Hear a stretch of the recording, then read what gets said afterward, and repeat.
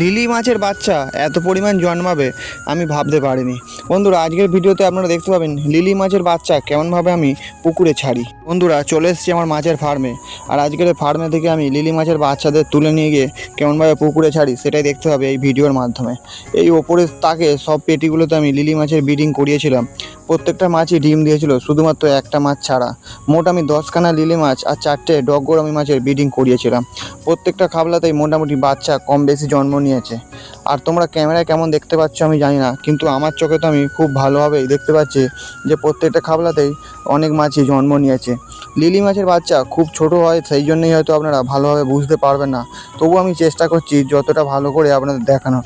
দেখুন, এই পেটিটাতে হাত দিয়ে সরাচ্ছি, আমার হাতের সাথে সাথে মাছগুলো কিন্তু সরে সরে যাচ্ছিল। এই যে ধাড়ি লিলি মাছগুলো আমি ব্রিডিং করিয়েছিলাম, এইগুলো কিন্তু আমার একদিনের জিনিস নয়। এইগুলো আমি আগের বছর শীতের আগে থেকে এই মাছগুলো ধাড়ি করার জন্য তৈরি করে রেখেছিলাম। সেই ফলটা কিন্তু আজ আমি পেলাম। তো যাই হোক, ভালো পরিমাণে বাচ্চা জন্মেছে। এবারে পেটির মধ্যে যে মাঝখানে শোলা দিয়ে গার্ড দেওয়া ছিল, সেই শোলাগুলো আমি আস্তে আস্তে তুলে নেবো। এই শোলাগুলোর গায়ে অনেক সময় মাছ লেগে থাকে, তাই একটু নাড়াচাড়া করে নিয়ে তো আবার তুলছি, যাতে মাছগুলো ভয়ে সরে যায়। তো বন্ধুরা, এবার মাছগুলো তোলার পালা। তাই আমি নিয়ে নিয়েছি একটা ছোট মগ আর আমার মাছ তোলার গামলিটা। এবার আমি করব কি, প্রত্যেকটা পেটি থেকে 1 মগ করে জল নেবো।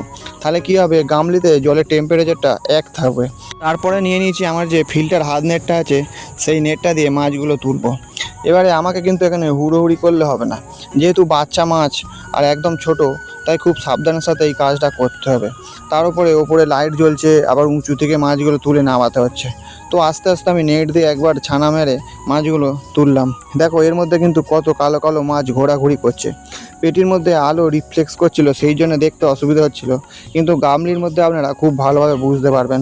একটা পেটি থেকে মাছ তুলে নেওয়ার পরে তার পাশের পেটিটা থেকে আবার হাত নেটটা দিয়ে ছানা মেরে আস্তে আস্তে মাছগুলো তুলে নিচ্ছি। বন্ধুরা, এখন বিকেল, একটু আলো কম আছে, সেই জন্যই আমার ফার্মের ভেতর লাইটগুলো জ্বালতে হয়েছে, যাতে আপনারা ভালোভাবে বুঝতে পারেন। তো এদিকের পেটিগুলোতে আস্তে আস্তে মাছগুলো তুলে নেওয়ার পরে চলে গেছি ওই পারের পেটিগুলো থেকেও আস্তে আস্তে মাছগুলো তুলে নিয়ে আমি গামলির মধ্যে রেখে দেবো।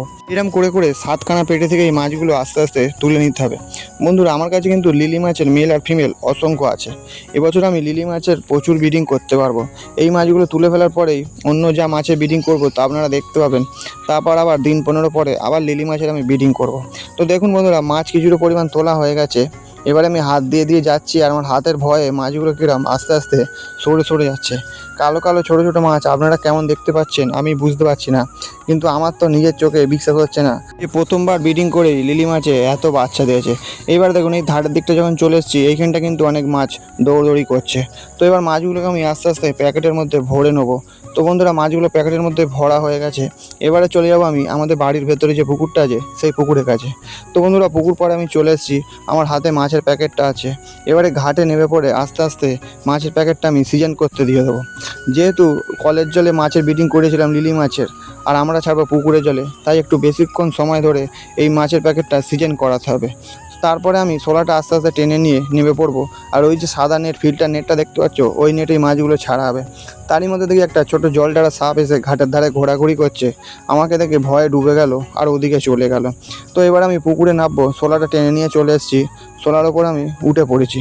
এবার আস্তে আস্তে আমি নেটের দিকে এগিয়ে যাচ্ছি। প্রথমে একটা নেটের কাছে চলে এসেছি। এই নেটটাতে অসংখ্য খেজুরমলি, বড় রোজি, ব্লু জ্যাবরা আর কিছু গোলপি সুবাঙ্কি মাছের ধাড়ি আছে। তো যা, এবার আমি পাশ কাটিয়ে চলে যাব আমার যে ফিল্টার নেট আছে, সেই ফিল্টার নেটের কাছে। তারই মধ্যে প্রথমে একটা ফিল্টার নেটে রোজি মাছের বাচ্চা ছিল, আর এই ফিল্টার নেটটাতেই আমি লিলি মাছের বাচ্চাগুলো ছাড়বো। এই নেটে অন্য কিছু মাছ ছিল, সেটা সকালবেলা আমি সরিয়ে নিয়েছিলাম। এবার নেটটা যেহেতু ভেসে আছে, তো এই নেটে আমি ফেলে দেবো কিছু টুকরো টুকরো ইঁট, যাতে নেটটা ডুবে যায়। অনেকগুলো ইঁট নিয়ে আমি শোলার মধ্যে রেখে দিয়েছিলাম, সেই ইঁটগুলো আস্তে আস্তে ফেলে দিয়েছি, নেটটা ডুবে যাচ্ছে। আর মাছের প্যাকেটটা সেদিকে আছে। এবারে আমি মাছের প্যাকেটটা নিয়ে আসবো। বেশ কিছুক্ষণ সময় হয়ে গেছে প্যাকেটটা সিজন করা। এবারে কিন্তু নেটে মাছগুলো ছাড়লে আশা করি কোনো অসুবিধা হবে না। এবারে প্যাকেটটা আমি তুলে আপনাদের দেখাচ্ছি। দেখুন, কত ডিম কিন্তু পচেছে, আর তার সাথে সাথে অনেক মাছের বাচ্চাও ফুটেছে। আর এখন বৈকালবেলা একটু ওয়েদারটা নরম হয়ে গেছে, সূর্য কিন্তু অস্ত চলে গেছে। এই সময়টায় কিন্তু বাচ্চা মাছ পুকুরে নেটে ছাড়া সঠিক সময়, তার কারণ সারা রাত ওরা সময় পাবে নিজেকে মানিয়ে নেওয়ার জন্য। নাহলে হঠাৎ করে সকালবেলা মাছ ছাড়লে রোদের মধ্যে ওরা কিন্তু কেটে যাওয়ার বা মরে যাওয়ার সম্ভাবনা থাকে। তো মাছের প্যাকেটটা খুলে নিয়ে জলে সিজন করে নিয়ে এবারে আস্তে আস্তে আমি ডুবিয়ে দেবো, আর মাছগুলো বেরিয়ে যাবে। বন্ধুরা আশা করছি যা লিলি মাছ বাচ্চা দিয়েছে 1000 বাচ্চা হবে। অত ছোট ছোট মাছ 1500 বাচ্চা মানে অনেক। তো বন্ধুরা মাছগুলো সব ছাড়া হয়ে গেছে। আজকের ভিডিও এই পর্যন্তই, আবার দেখা হচ্ছে আগামীকাল অন্য কোনো মাছের ভিডিও নিয়ে। আর ভিডিওটি ভালো লেগে থাকলে একটি লাইক করবেন আর সাবস্ক্রাইব করে চ্যানেলটির পাশে থাকবেন। ধন্যবাদ বন্ধুরা।